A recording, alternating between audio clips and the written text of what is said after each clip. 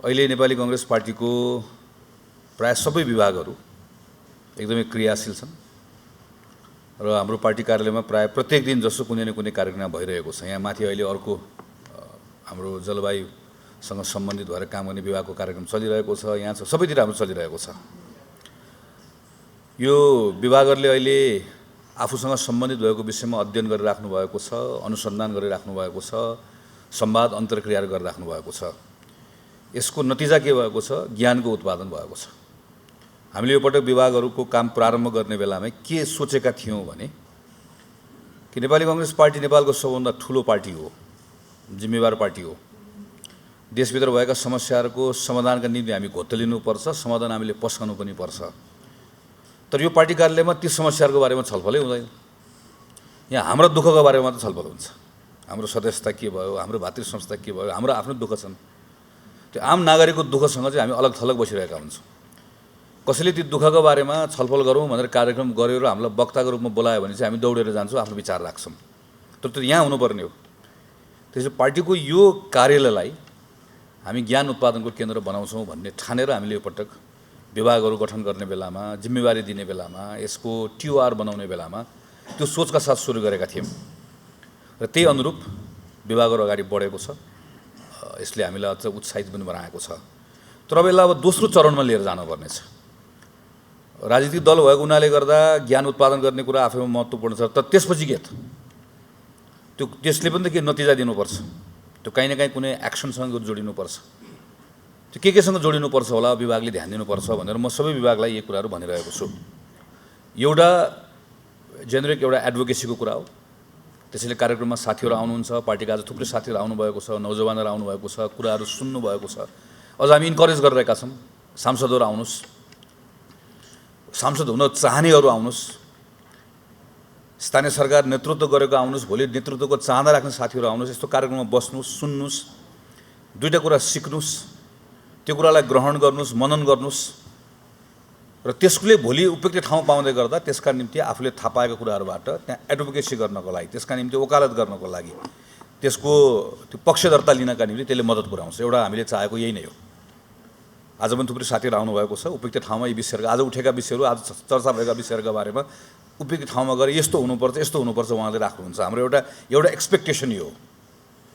अर्को हामी यसलाई अलिकति एक्टिभिजमसँग जोड्न चाहन्छौँ। जस्तो अघि नै कुरा आयो, डाक्टर सञ्जय आचार्यले भन्नुभयो तरुण दलले सायद यसरी कार्यक्रम गर्न सक्छ होला, चीनको उदाहरण दिएर। हामी हाम्रा पार्टीका युनिटहरू, भातृ संस्थाहरू, शुभेच्छु संस्थाहरू जसले विभिन्न क्षेत्रमा काम गर्छन्, उनीहरूले विभागले उत्पादन गरेको ज्ञानसँग जोडिएर आफ्नो एक्टिभिजममा त्यो कुराहरू लिएर जाउन् भन्ने हाम्रो अर्को अपेक्षा छ। तेस्रो कुरा चाहिँ हामी कार्यक्रमबाट पनि नतिजा लिएर आउन चाहन्छौँ। किनकि हामीले सरकारले यो गर्नुपर्छ भनेर आज यहाँ प्रस्तुतकर्ताले पनि भन्नुभयो, हामीले पनि टिप्पणी गर्दाखेरि भन्यौँ। तर त्यो सरकार भनेको चाहिँ को हो त? हामी नै त हो। फेरि सङ्घको सरकारमा हामी नै छौँ, 3टा मुख्यमन्त्री हामी छौँ, 332वटा मेयर हामी छौँ, 2668वटा वडा अध्यक्ष हामी छौँ। जताततै हामी सरकारमा छौँ, भोलि पनि आउँछौँ, हिजो पनि थियौँ। अनि सरकारले गर्नुपर्छ भनेर मात्रै हुँदैन, हामी आफै छौँ। हामी आफै त्यो जिम्मेवारीमा छौँ, आफैले गर्नुपर्ने हुन्छ। त्यसैले यहाँ विभागभित्र भएका छलफलहरूलाई हामी त्यो गभर्मेन्टका ती युनिटहरूसँग कसरी लिएर जाने भन्ने बारेमा हामी सचेत हुनुपर्छ। त्यसमा हामीले काम गर्नुपर्छ। एउटा उदाहरण राख्छु म। अहिले नेपाली कांग्रेस पार्टीको तर्फबाट हामीले मिसन रोजगारी भनेर एउटा अभियान सञ्चालन सुरु गरेका छौँ।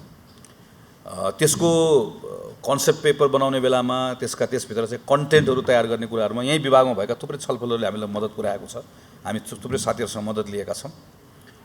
त्यसको आधारमा हामीले रोजगारीको क्षेत्रमा ठ्याक्कै स्थानीय सरकारले के गर्नुपर्छ होला भनेर एउटा पेपर तयार गऱ्यौँ। यो करिब 17 पेजको छ। यो पटक हामीले 332वटा पालिकालाई यो पठायौँ। यसको नियमित रूपमा हामीले यसको फलोअप गरेका छौँ र यसमा हामीले यो खालि एउटा यो निबन्धात्मक मात्र छैन। यसमा हामीले एकदम धेरै मेहनत गरेका छौँ। हाम्रो आफ्नो विज्ञ साथीहरूको सहयोग लिएका छौँ र यसमा ठ्याक्कै स्थानीय सरकारले के कुराहरू गर्न सक्छ त वा के कुराहरू गर्नुपर्छ, खास गरिकन रोजगारी सृजना गर्ने विषयहरूका सन्दर्भमा हाम्रा ग्यापहरू के छन्। रोजगारीको रणनीति प्रत्येक स्थानीय तहको आफ्नो रणनीति अनिवार्य रूपमा हुनुपर्छ।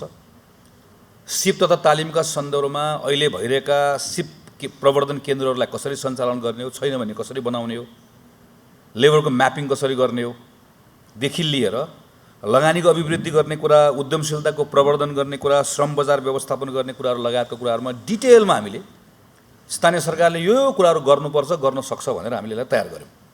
अब हामी के चाहन्छौँ भने हामीले उहाँहरूलाई अन्त्यमा के भनेका छौँ कि तपाईँहरूले यो सन्दर्भमा अरू थप मद्दत चाहनुहुन्छ भने नेपाली कांग्रेस पार्टीको तर्फबाट, केन्द्रीय कार्यालयको तर्फबाट हामी तपाईँहरूलाई विज्ञहरूको टोलीको तर्फबाट नियमित रूपमा हामी तपाईँहरूलाई मद्दत गर्छौँ भनेका छौँ।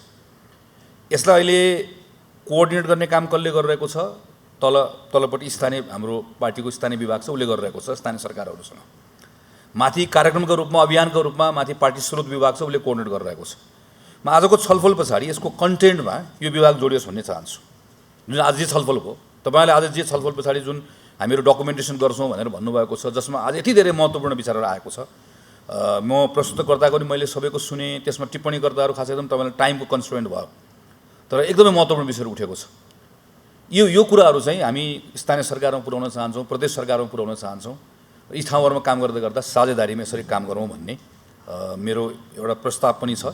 यसरी जाउँ भन्ने एउटा छलफल गरौँ भन्ने कुरा हो। दोस्रो कुरा चाहिँ हामी अर्को एउटा कुरा पनि काम गरिरहेका छौँ कि हामी नेपाली कांग्रेस पार्टीभित्र आबद्ध हुनुभएको साथीहरूलाई लामो समयदेखि हाम्रो पार्टीको प्रशिक्षण कार्यक्रमहरूमा सहभागी गराउँछौँ। पार्टीको विचार के हो, पार्टीको इतिहास के हो, हाम्रो अहिलेको समसामयिक राजनीतिमा हाम्रो धारणाहरू के छन्, त्यो महत्त्वपूर्ण छ। नियमित रूपमा हाम्रो प्रतिष्ठानले काम गरि नै रहेको छ। तर अहिले हामीलाई के महसुस भएको छ भने यतिले मात्र पुग्दैन। हिजो हामी यो अपोजिसनको पोलिटिक्समा हुँदै गर्दाखेरि हाम्रा त्यसका लागि चाहिने योग्यताहरूको एउटा मानक थियो भने अब हामी त चुनावमा जान्छौँ, प्रतिस्पर्धा गर्छौँ, चुनाव जित्छौँ, सरकारमा जान्छौँ, जिम्मेवारी लिन्छौँ, सार्वजनिक नीतिहरू बनाउँछौँ, त्यसबाट परिणामहरू दिन्छौँ। त्यसका निम्ति छुट्टै फेरि स्किल सेट चाहिँदो रहेछ। र अघि भनेको जस्तो विभागहरूले गर्ने कार्यक्रमहरूबाट यति धेरै ज्ञानको उत्पादन हुन्छ, त्यो जोड्ने तरिका भयो। त्यसलाई अझै सङ्गठित गरौँ भनेर अहिले हामी सानो एउटा सिस्टममा काम गरिरहेका छौँ। हामी खास गरिकन 84 सालको स्थानीय निर्वाचनभन्दा अगाडि हामी महासमितिको बैठकबाट पनि यो कुरालाई पारित गरेका छौँ। त्यसको उसमा हामी सिस्टममा काम गरेको हुनाले थोरै हामीलाई समय लाग्छ। हामी मूलत यो स्थानीय सरकारमा भोलि गएर म नेतृत्व गर्छु भनेर चाहना राख्ने साथीहरूलाई, चाहे त्यो वडा होस्, चाहे त्यो गाउँपालिका होस्, चाहे नगर होस्, त्यो साथीहरूका निम्ति एउटा अलिकति सङ्गठित ढङ्गबाट अलि राम्रोसँग गरेको भोलि गएर त्यो सार्वजनिक जिम्मेवारी लिँदै गर्दाखेरि न्यूनतम रूपमा त्यो सार्वजनिक जिम्मेवारी निर्वाह गर्दै गर्दाखेरि चाहिने जुन ज्ञान छ, जुन स्किल छ, यसका बारेमा हामी एउटा यसलाई प्रशिक्षण भने पनि हुन्छ, कक्षा भने पनि हुन्छ, हामी त्यसमा काम गरिरहेका छौँ। जसले हामी के चाहन्छौँ भने यो अघि नै यहाँ कुरा आयो, यो उद्यमशीलताको बारेमा यो यसरी सोच्नुपर्छ, यसरी सोच्नुपर्छ भन्दै गर्दा हामीले सोचिरहेको कुरा चाहिँ सबैभन्दा महत्त्वपूर्ण कुरा भनेको चाहिँ सरकार आफै उद्यमी हुनुपर्छ, उद्यमशील सोचका साथ हुनुपर्छ। उद्यमी नभनौँ, उद्यमशील सोच, त्यो चिन्तन चाहिँ उद्यमशील हुने भनेको चाहिँ के नैसँग जोडिन्छ भने उसले जोखिम उठाउने पनि हो, जोखिम केमा उठाउने हो भन्ने कुरा थाहा पाउने पनि हो। अघि नै कुरा आयो नि, जस्तो मैले सरकारले व्यवसाय गर्नु हुँदैन। म एउटा पालिकाको साथी सम्झन्छु, नेपाली कांग्रेस पार्टीकै पहाडको एउटा गाउँको, एकदमै राम्रो इन्टेन्सन थियो, केही गरौँ भने छटपट्टि हुटुटी थियो। मैले अहिले हुँदा देखेर ठ्याक्क सम्झेको उदाहरण पनि, त्यहाँ चाहिँ त्यो प्लाईको सम्भावना थियो। मैले उहाँलाई के कुरा बुझाइराख्न खोजेँ भने तपाईँको गाउँपालिका आफैले प्लाई फ्याक्ट्री राख्ने होइन के, तपाईँले त्यो प्लाई फ्याक्ट्री, प्लाईको सम्भावना छ, बजार छ। उहाँले मलाई मधेसमा बजार छ भन्नु, पहाडको गाउँपालिका हो, मधेसमा बजार छ, भारतमा बजार छ, तर गाउँपालिका आफैले राख्ने होइन। तर त्यो वर्षौँदेखि नेपाली कांग्रेसले उद्योगहरू बेचिदियो भन्ने आरोप सुनेर चाहिँ त्यसबाट प्रताडित भएर आएको एउटा अर्को हाम्रो पनि यहाँभित्रको पुस्ता छ, त्यो एकदम डिफेन्सिभ छ। उसले इन्टेन्सन ठिक छ हेर्नुहोस्, तर इन्टेन्सन ठिक हुँदै गर्दाखेरि तर बनाएको कार्यक्रम के हो, बनाएको कार्यक्रम म आफै प्लाई फ्याक्ट्री राख्छु भन्दै गर्दा त्यो कार्यक्रम पछि गएर असफल भयो, बााउन्ड टु फेल भयो। त्यसैले हामी हाम्रो भोलि गएर हुन सक्ने साथीहरूलाई हामी के कुराहरूमा अलिकति प्रशिक्षित गर्न चाहन्छौँ भने सरकारमा गइसके पछाडि के गर्ने हो, के गर्ने होइन, के कुरामा हात हाल्ने हो, के कुरामा हात हाल्ने होइन, के कुरामा हात हाल्यो भने चाहिँ वा के कुरामा हात हालेन भने चाहिँ अघि आज हामीले चर्चा गरेका कुराहरू परिणाममा आउने हुन् भन्ने विषयका सन्दर्भमा पनि हामीहरू काम गर्न चाहन्छौँ। यसमा पनि यो विभागको एकदम महत्त्वपूर्ण भूमिका रहन्छ नै। आज जति पनि यहाँ मान्यवरहरूले कुरा राख्नुभयो, मेरो सबैलाई फेरि एकपटक हार्दिक धन्यवाद छ। म ती विषयहरूमा धेरै जान चाहन्न, मैले अघि पनि भने एकदमै महत्त्वपूर्ण कुरा उठेको छ। म छोटकरीमा दुईवटा तिनवटा कुरा राखेर टुङ्ग्याउँछु। आज हामीले युवाहरूसँग जोडिएका सम्भावनाहरूको बारेमा कुराकानी गऱ्यौँ, हाम्रा कस्ता नीतिहरूले ती सम्भावनालाई उजागर गर्न मद्दत गर्छ भन्ने बारेमा पनि बहस छलफल गऱ्यौँ। त्यसमा थुप्रै विषयहरू आए। त्यसमा त्यसले अझै व्यापक छलफलको माग गर्छ। हामीले एग्रिकल्चरको कुराकानी गऱ्यौँ। एग्रिकल्चरमा के गर्न सकिन्छ भन्ने कुराको बारेमा उमेश सर यहाँ मञ्चमा हुनुहुन्छ, आफै एउटा उदाहरण हुनुहुन्छ अहिले। अब हामीले एग्रिकल्चरको बारेमा कुराकानी गर्दाखेरि बिस्तार हाम्रो बहसहरूलाई अलिकति फरक तरिकाले यहाँभित्र हामी छलफल गर्दै जानुपर्छ। नेपालको अहिले अघि नै पनि यहाँ कुराकानी आयो कि डायस्पोराले सबभन्दा बढी चाहिँ कन्जम्सनमा जान्छ भन्ने विषय हेर्दै गर्दा हाम्रो कन्जम्सनभित्रको पनि हामीले हेऱ्यौँ भने केमा जान्छ भन्दाखेरि हामीहरूले घरमा हाम्रो आफ्नो भान्सा चलाउनका निम्ति चाहिने कुराहरू हामी त्यति धेरै हामी खरिद गर्छौँ। त्यति धेरै खरिद गर्दा त्यो खरिद गर्ने कुराको हेऱ्यो भने फेरि त्यो सबैभन्दा बढी चाहिँ हामी त्यसलाई फेरि के गर्छौँ भन्दा हामी बाहिरबाट इम्पोर्ट गर्छौँ। भन्दा कत्रो ठुलो बजार होला त नेपालमा हाम्रो आफ्नो यहीँभित्रकै घरेलु कन्जम्सन गर्ने कुराको सन्दर्भमा। तर अब यो यसका निम्ति हामीहरूले फ्याक्टमा टेकेर हामीले छलफलहरू गर्नुपर्ने छ। जस्तो अब अहिले यो विरोधको राजनीति गर्ने कुरा एकदम सजिलो हुन्छ। हेर्नुहोस्, जस्तो म आजभोलि कहीँ कहीँ जाने गर्दा त्यो कसैले भाषण गरेको सुन्छु कि नेपाल यति राम्रो थियो कि पहिला यसले चाहिँ धान वा चामल चाहिँ बाहिरको देशलाई बेच्थ्यो। नेपाल यति गयो गुज्रेको छ अहिले कि आजभोलि चाहिँ हामी चाहिँ बाहिरबाट धान ल्याएर चामल ल्याएर हामी खान्छौँ। हामी त्यो भनेपछि त्यसको यदि यो प्रब्लम भने सल्युसन के हो? यसको सल्युसन के हो भनेदेखि पनि अहिलेको सबै खत्तम हुने, खत्तम भएको ठाउँमा अर्को कोही आयो भने धान चाहिँ फेरि सरर उत्पादन हुन्छ भन्ने हो। फ्याक्ट के हो? फ्याक्ट हामीले गएको 30-40 वर्षमा धान उत्पादनमा गजब प्रगति गरेका छौँ, राम्रो प्रगति गरेका छौँ। योभन्दा अझै बढी गर्न सकिन्थ्यो, योभन्दा अझ बढी राम्रो गर्न सकिन्थ्यो। राम्रो प्रगति गरेका छौँ। पहिला हामी धान उत्पादन बढी गर्ने भएर बेच्ने होइन, हामी धानको खपतै कम गर्न सक्थ्यौँ। हामी भात खाने मान्छे कम थियौँ, हाम्रो कनेक्टिभिटी थिएन। मधेसमा उत्पादन भएको धान पहाड पुर्याउन सक्दैनथ्यौँ। वर्षमा जम्मा एकचोटि मात्र दसैँमा मात्र चामल खान पाउने परिवार धेरै थिए। त्यही मधेसमा पनि धेरै मान्छेले धान चामल खान सक्दैनथे। त्यस कारणले गर्दाखेरि केही उत्पादन भएको धान त्यो बेलाको स्थितिमा जान्थ्यो कुरा। यसरी हामीले हेऱ्यौँ। तर त्यसमा अहिलेको कुरा के हो त? आजको कुरा भनेको चाहिँ हाम्रो क्रय शक्ति बढेको छ, हाम्रो माग बढेको छ, तर हाम्रो उत्पादनले भ्याएको छैन। त्यो हामी ल्याक कहाँ गरिरहेका छौँ भन्दा हाम्रो एकदमै ठुलो ल्याकिङ केमा भएको छ भन्दा खास गरिकन टेक्नोलोजीमा भएको छ। प्रविधिको प्रयोग गर्ने कुराको सन्दर्भमा प्रविधि मात्र अरू पनि कुरा छ। अस्ति भर्खर हामीले एकजना सफल उद्यमी वीरेन्द्र बस्नेतको कथा सुन्यौँ, जसले खास गरी पूर्वका अहिले मोरङ, झापा, सुनसरीमा धान उत्पादनबाट ठुलो एक प्रकारले क्रान्ति नै भने पनि हुन्छ भनेको स्थिति उत्पादन गर्नुभएको छ। यहाँ हामी यहाँ उमेश सर हुनुहुन्छ, उहाँहरूले अहिले स्याउ लगायत कतिपय कुराहरूमा ठुलो फड्को मारिराख्नु भएको छ। यस्तो स्टोरिजहरू छन् जुन स्टोरीहरू अब हामीले चाहिँ हाम्रा युथहरूसँग कुराकानी गर्नुपर्ने छ। यहाँ अवसर छ है, किनकि कस्तो कुरा के एकातिर के कुरा भइरहेको छ, जे छ ठिकठाक छ भन्ने कुराकानी भइरहेको छ। एकातिर के कुरा भइरहेको छ, सबै सकियो, सबै बर्बाद हो भन्ने कुराकानी भइरहेको छ। हामीले के बताउनु पर्ने भएको छ कि जे सबै कुरा ठिकठाक भइरहेको छैन, तर यहाँभित्र अवसरहरू छन्। यहाँ समस्या छ, समस्या हुनु भनेको अवसर छ। हामी भन्छौँ नि प्रब्लम भनेको के हो? Problem doesn't mean absence of solution. Problem means absence of idea भन्छ नि। प्रब्लम भनेको प्रब्लम छ भने सल्युसन छ। हामी कहाँ अहिले उत्पादन चाहिँ कम, हामी कहाँ अहिले खाने मुख धेरै छ, त्यसो भएदेखि त्यसको सल्युसन छ। सल्युसन कहाँ छ? यहाँ हामीले सायद चाहिँ यस्तो छलफलहरूमा हामीले प्रेरित गर्नुपर्ने अवस्था होला। म्यानुफ्याक्चरिङकै हामीले कुराकानी गऱ्यौँ, हामीले एउटा ठुलो अवसर हामीले लुज गऱ्यौँ। तर अहिले हामीले हेऱ्यौँ भनेदेखि जस्तो अहिले प्लाईको कुरा आयो, प्लाई जस्तै यस्तो अरू पनि कुराहरू छन् जसमा हाम्रो निस छ। हामीसँग छिमेकमा यत्रो ठुलो बजार छ, तर त्यो बजार छ भनेर भन्न थाले कति वर्ष हो? त्यो बजार त आफै बजारमा गएर हामी उत्पादन आफू त्यो बजार हामीलाई कुरेर कहाँ बस्छ? म अघि नै त्यहीँ उदय शमशेर दाइसँग त्यही छेउमा कुरा गर्दा थिएँ, होमले यहाँ बोल्दै गर्दाखेरि हाम्रो प्लाईले बजार किन पायो? हामीलाई माया गरेर हाम्रो प्लाई त कसैले किनिदिने होइन। हामीसँग त केही न केही त हुनु पऱ्यो, कि हाम्रो सस्तो हुनु पऱ्यो, कि हामी कहाँ प्रविधि प्रयोग भएको हुनु पऱ्यो, केही न केही एडभान्टेज हुनु पऱ्यो, अनि बल्ल त्यसले बजार प्राप्त गर्ने हो। हाम्रो म्यानुफ्याक्चरिङमा त्यस्तो के ठाउँहरू छन् होला जुन ठाउँहरूले नेपालभित्रै हामीलाई पनि सम्भावना ल्याउँछ, जसले चाहिँ बाहिरको बजारले पनि हाम्रो सम्भावना ल्याउँछ। र स्टेट अहिले मैले भनेको स्टेट चाहिँ यदि त्यो अलिकति उद्यमशील भयो भने त्यसले के हेर्छ भने प्रत्येकचोटि अवसर हेर्छ। अहिले संयुक्त राज्य अमेरिकाको सम्बन्धहरू सबतिर बदलिँदै गर्दाखेरि लामो समयदेखि संयुक्त राज्य अमेरिकासँग व्यापार गरिरहेको, खास गरी टेक्सटाइल लगायत कुराहरूमा व्यापार गरिरहेका जति पनि देशहरू छन् उनीहरूसँगको चाहिँ सम्बन्धहरू तलमाथि हुँदै गर्दा त्यसले नेपाललाई अवसर पनि लिएर आउँछ कि?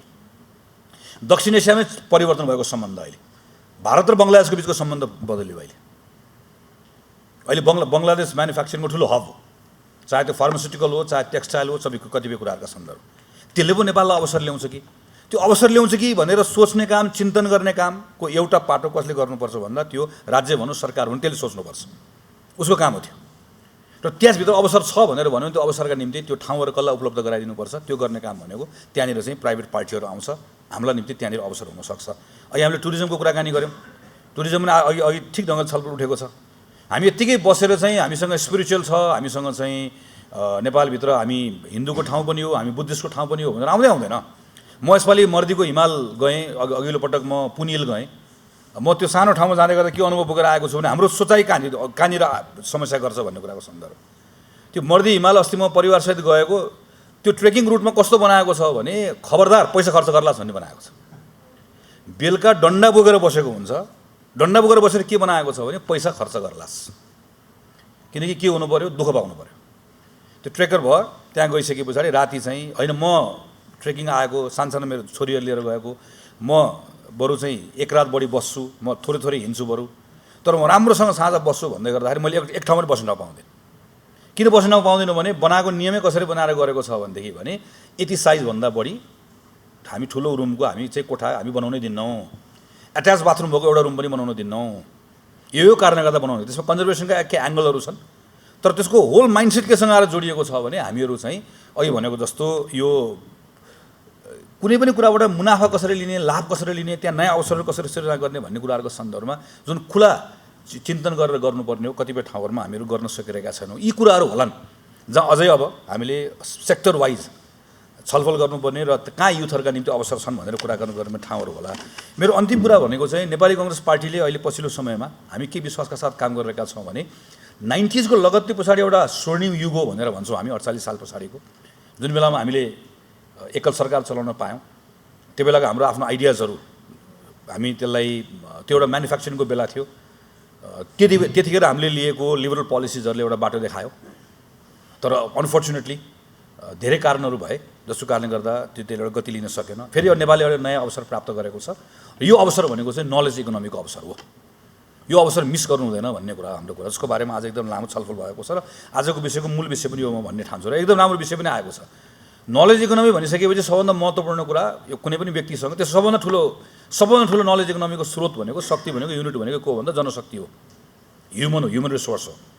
त्यो ह्युमन रिसोर्सको बारेमा के हो, त्यसलाई के दिनुपर्छ भन्दा अघि कुरा आयो सुरुमा, विजय सरले पनि राख्नुभयो। उसको एजुकेसन, उसको नलेज के छ, उसको इन्फर्मेसन के छ, उसको स्किल के छ, उसको एटिट्युड के छ भन्ने कुरा आयो। अब अहिले पछिल्लो समयमा के भन्छ, जस्तो अघि नै अर्को एकजना कुन सरले भन्नुभयो, मलाई ठिक लागेको छ कि हामी केमा छलफलमा अड्किरहेका छौँ कि बजार अनुकूलको शिक्षा छ कि छैन भनेर। बजारको बारेमा कसले निर्धारण गर्छ अहिले? यहाँ बजार कहाँनिर फिक्स छ र अहिले? अब अहिले पछिल्लो समयमा के भन्छ, कुनै पनि जस्तो हिजो के थियो, हिजो हामी एसएलसी पास गऱ्यौँ, +2 पास गऱ्यौँ, त्यसपछि मैले सिभिल इन्जिनियरिङ पढेँ भनेदेखि भने त्यो सिभिल इन्जिनियरिङको त्यति पढाइले मलाई जीवनभरलाई, तसँग के स्किल छ भन्दा आई एम सिभिल इन्जिनियर, सक्यो, जीवनभरलाई पुग्थ्यो मलाई। अहिले पुग्छ? अहिले सिकेको सेट अफ स्किलको आयु जम्मा हामी 5 वर्षभन्दा कम छ भनेर भन्छौँ। मुस्किलले 5 वर्ष 4 वर्ष, अझ केही वर्षपछि त जम्मा 2 वर्ष हुन्छ भनेर भन्छौँ। अर्थात् अहिले मैले सिकेको स्किलको आयु जम्मा 2 वर्ष छ भनेपछि कति छिटो बजार चेन्ज हुनेवाला। त्यसो मैले मेरो केटाकेटीलाई के सिकाउनु पर्ने होला त? मैले उसलाई नलेज दिनुपर्ने ठिक हो, मैले उसलाई स्किल दिनुपर्ने हो, तर मैले उसलाई सेट नलेज दिएर मात्र नहुने रहेछ। मैले उसलाई के दिनुपर्ने रहेछ भने मैले उसलाई मेरो हुर्कँदै गरेर 9 कक्षाको छोरीलाई मैले सोच्ने कुरा मैले छोरीलाई सोच्छु, राज्यले पनि त सबै छोराछोरी हो नि, त्यसरी सोच्नु पऱ्यो, हामीले त्यसरी सोच्ने हो। मैले उसलाई यति पढाएर यति 9मा यति 8मा यति भनेर होइन, मैले उसलाई नलेजसँगै त्यो नलेजको भोक सृजना गरिदिन सक्नु पऱ्यो। मैले उसलाई स्किल पनि दिनु पऱ्यो, तर सँगसँगै मैले एडाप्टेबिलिटी, उसले नयाँ स्किलहरू स्वीकार गर्न सक्ने, सिक्न सक्ने त्यो फ्लेक्सिबिलिटी मैले पनि उसलाई सँगसँगै दिन सक्नु पऱ्यो।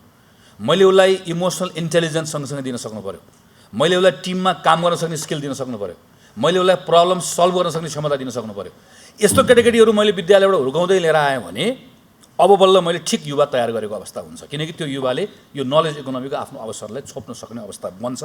हामी यसमा काम गर्न चाहन्छौँ र अघि नै यहाँनिर अवसर हामी देख्छौँ। अघि ईसाजीले एउटा महत्त्वपूर्ण कुरा उठाउनु भएको छ कि हाम्रो मान्छेहरू डायस्पोरा बाहिर गएको छ, डायस्पोराले यहाँ आइसकेपछि उसले 70-80% समथिङको यसको हाराहारी मूल्य कन्जम्सन गर्छ।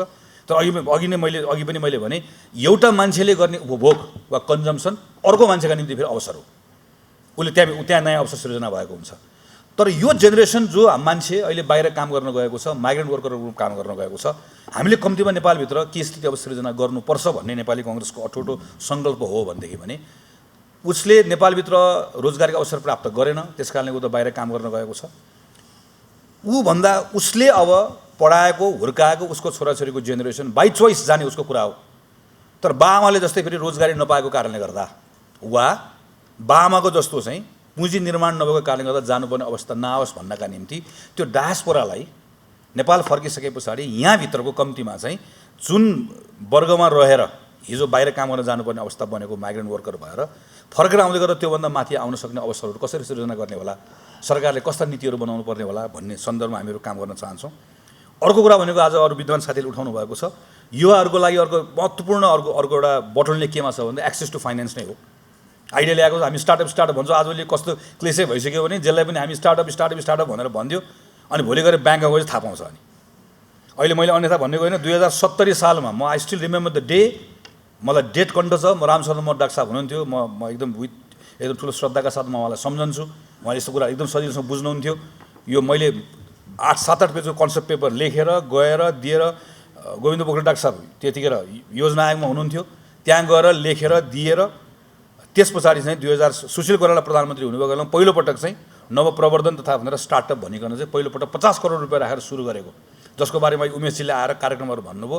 सरकार भने हेर्नुहोस् त 70 सालमा गरेको त्यो कार्यक्रम चाहिँ पछि बनाएको च्यालेन्ज फन्ड, स्टार्टअप फन्ड पहिला सुरुमा सुरु गरेर पछि त्यसलाई च्यालेन्ज फन्ड बनाएर त्यो उद्योग मन्त्रालयले गर्ने कि अर्थ मन्त्रालयले गर्ने भन्ने झगडा, पछि कसले गर्ने भन्ने झगडा सुल्झाउन नसके हुनाले योजना आफैले गरेको। अहिले त्यसलाई रोल आउट हुनको लागि 10-12 वर्ष लाग्यो। अनि त्यसबाट केही मानिसहरूले लाभ पाउने कार्यक्रम उहाँहरूले गर्नुभएको छ, मैले उहाँहरूलाई इन्करेजै गर्छु। तर यसरी होइन, मासमा यसरी हुँदैन। कहाँ गर्नुपर्छ भन्ने लागेको छ मलाई भने यसमा पनि हामीहरू काम गर्न चाहन्छौँ, यसमा पनि विभागले काम गर्नुपर्छ भन्ने छ। त्यो एक्सेस टु फाइनेन्स खास गरिकन हाम्रा मानिसहरू बाहिर काम गर्न गएका छन्, यहाँ भूकम्प आयो, यहाँ कुनै ठुलो कुरा भयो भने च्यारिटी दिनु पऱ्यो भने तुरुन्त हाम्रो नेपालीहरू तुरुन्त हामी जम्मा भएर ल है भनेर यहाँ पैसा पठाइदिने, मद्दत गरिने चलन छ। त्यो आफैमा राम्रो कुरा छ। गाउँमा स्कुल खोल्नु पऱ्यो, गाउँमा कुनै अस्पताल स्वास्थ्य चौकी खोल्नु पऱ्यो, के खोल्नु पऱ्यो, त्यो च्यारिटीको लागि पैसा उठाउने हामी तुरुन्त आइहाल्छ। अब च्यारिटीको लागि होइन, च्यारिटीको लागि ठिक छ गरिराखौँ। अब के को लागि हो भने नेपालभित्र भएको कुनै नौजवानले कुनै आइडिया लिएर आउँछ, त्यो आइडिया चाहिँ ब्याङ्केबल छ, त्यो आइडियाबाट कुनै चाहिँ परिणाम निस्कन सक्छ, नाफा हुनसक्छ। ब्याङ्कमा गयो, ब्याङ्कले पैसा दिन्न। किन पैसा दिन्न भने ब्याङ्कले खोज्छ, ब्याङ्कले काहीँ न काहीँ उसले धितो खोज्छ। अब ब्याङ्कले धितो किन खोजिस् भनेर लडेर पनि हुन्न। फेरि हाम्रो ब्याङ्किङ सिस्टम कस्तो छ, हाम्रो ब्याङ्क फेरि पैसा कस्तो हाम्रो हो नि त, फेरि अहिले हाम्रो पैसा पनि त हाम्रो हो नि त फेरि, होइन? त्यसको आफ्नो समस्याहरू छन्। सहकारीको दुःखको बारेमा यहाँ कुरा भइसक्यो। भन्दा एउटा उपाय के हुनसक्छ भने नेपालमा सानसानो 1-2 जना मान्छेले सुरु गर्नुभएको छ, राम्रो प्लेटफर्म्सहरू हामीले सुरु गरेर के गर्न सक्छौँ भने म काठमाडौँमा बसेको वा नेपालभित्र बसेको विराटनगरमा बसेको एउटा युवा हो, मसँग कुनै आइडिया छ, मैले आइडिया पिच गरेँ। अमेरिकामा भएको वा अस्ट्रेलिया भएको कुनै वा जापानमा भएको कुनै नेपाली युवालाई मेरो अथवा युवा पनि हुनु परेन, कसैलाई मेरो आइडिया मन पऱ्यो, ल म यसमा 20 लाख रुपियाँ हाल्छु, म यसमा 30 लाख रुपियाँ हाल्छु। मैले 30 लाख रुपियाँ हालिसके पछाडि त्यो 30 लाख रुपियाँ मैले पाएँ। त्यो पाएपछि त्यसबाट मैले व्यवसाय गरेँ। त्यो व्यवसायबाट मुनाफा भयो भने त्यो मुनाफाको लाभ कसले पनि पायो भने त्यहाँ बस्नेले पनि पायो। जोखिम हो नि त यो, इन्भेस्टमेन्ट भनेको आफैमा जोखिम हो। त्यो जोखिम चाहिँ नेपालका सन्दर्भमा हामीले कसले उठाउनुपर्छ भन्दा ब्याङ्कले उठाउनुपर्छ वा चाहिँ एउटा फाइनेन्सियल इन्स्टिट्युसनले उठाउनुपर्छ भनेको ठाउँबाट इन्भेस्टमेन्ट हामीले कहाँ हामीले त्यसलाई सिफ्ट गऱ्यौँ भन्दाखेरि है नेपालभन्दा बाहिर बसेको मान्छेमा सिफ्ट गऱ्यौँ। अब मैले 20 लाख भन्दै गर्दा एकजना मान्छेले 20 लाख हाल्न गाह्रो हो, नचिनेको मान्छेले एकचोटि 20 लाख किन हाल्ने। तर 4 जना मान्छे सोचौँ त ल, 4 जना मान्छेले 5-5 लाख रुपियाँ गरेर हाल्दै गर्दाखेरि त जम्मा 4 जना मान्छे हो। नेपालभित्र एउटा युवा उद्यमीले ल्याएको आइडियामा मैले 5 लाख रुपियाँ हाल्दै गर्दाखेरि यसले 2 जना मान्छेले रोजगारी सृजना गर्न सक्छ र 2 वर्षमा 5 वर्षमा यसको रेट अफ रिटर्न यो हुन्छ भन्ने आधार, विश्वसनीय आधार मैले सृजना गर्न सक्छु भनेदेखि भने मलाई के विश्वास छ, संसारभरि घुमेको आधारमा, नेपालीहरू भेटेको आधारमा भने नेपालीहरू तयार छन्। उनीहरू यहाँ मद्दत गर्न तयार छन्। उनीहरू यहाँभित्रका युवाहरूलाई त्यो ठाउँमा चाहिँ काहीँ न काहीँ हातेमालो गर्न तयार छन्। यो सन्दर्भमा यस्ता कुराहरूमा हामीले काम गर्नुपर्ने छ। त्यसैले अहिले हामी 2082 सालमा छौँ। 2084 सालसम्म हामी नेपालको लार्जेस्ट पार्टी छौँ, सरकारमा छौँ। यो 2 वर्षको समय खेर फाल्ने सुविधा हामीसँग छैन।